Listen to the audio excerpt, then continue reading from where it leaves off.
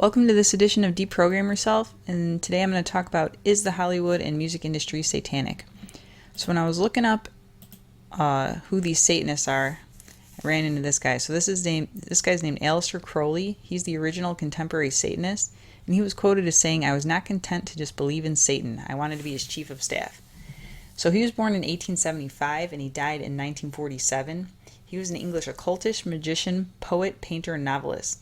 He gained widespread notoriety during his lifetime for being a recreational drug experimenter, bisexual, and social critic. He was denounced in the popular press as the wickedest man in the world and a Satanist. But it says that he has remained highly influential over Western esotericism and the counterculture. He continues to be considered a prophet. All right, so this guy was a total loser. He was a recreational drug user.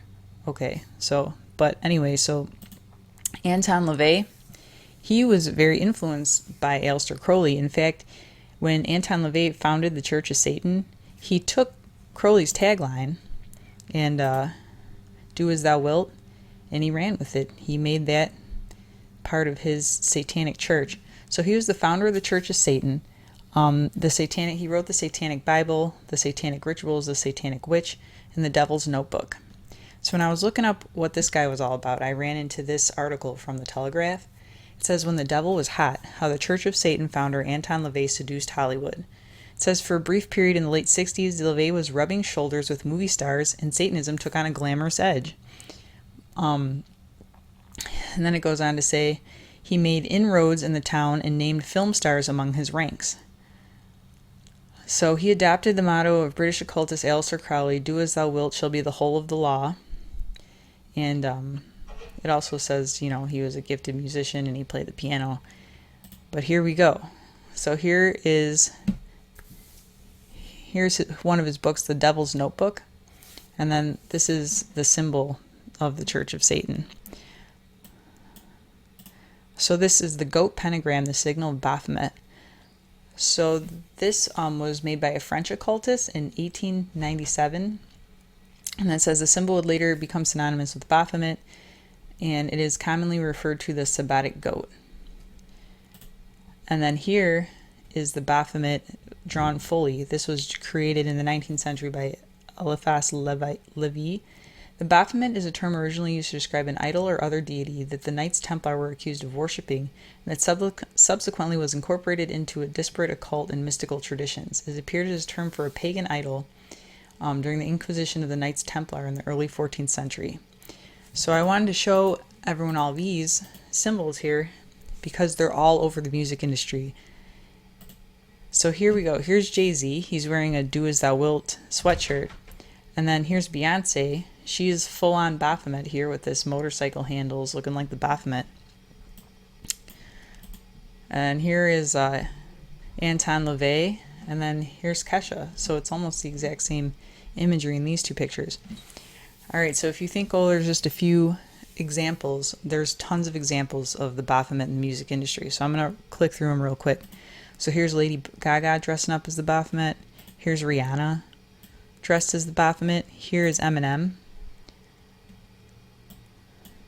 Here's Katy Perry. This is a music video where this little kid's trying to get away and these Baphomets are stopping her.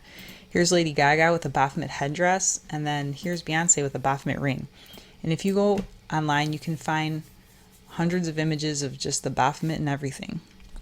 So you might think to yourself, okay, so what, this guy, Anton LaVey, he's been dead since 1997. But Marina Abramovich is still alive and kicking, and she considers herself a performance artist. As you can see, she's holding the Baphomet head here. She's got Satan horns. She's got a serpent wrapped around her head. She also took a razor blade for one of her performance art shows, and she drew a pentagram into her stomach, which is totally disgusting. And then here she is with another dead Baphomet head. When I was looking her up, I'm like, man, this woman is creepy. So here's more insanity. In 1997, during a show, she washed cow bones while singing folk songs from her Yugoslavian childhood. She said that this helped her come to terms with her cultural and spiritual background. Yeah, if your spiritual background is Satanism, because these are bloody cow bones, and she's washing them and singing songs. If you would have done this back in the day, they would have locked you up and said you were crazy. They would have thrown the keys away and been like, or they would have tried to do some sort of, where they get the demons out of you, because you're obviously a demon if you're doing all this. I mean, you're sitting on a pile of cow bones washing them. That's so disgusting. And then here she is with James Franco turning him into an idol. So she hangs out with all these celebrities because she's this performance artist, and she does all this satanic witchcraft on them, like turning James Franco into a false idol. She also does something called spirit cooking. And now check this out. So an artist should not make himself into an idol. Well, what are you doing here? She's just a liar like all the Satanists are. But, okay, so here we go. These are celebrities at the spirit cooking event. And so who attended this party? So we got Nicole Richie was there. Will Ferrell was there. Creepy as can be. Here's Gwen Stefani.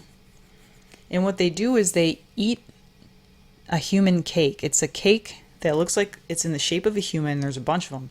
And they eat it. They cut it up and eat it because it's disgusting and it's satanic.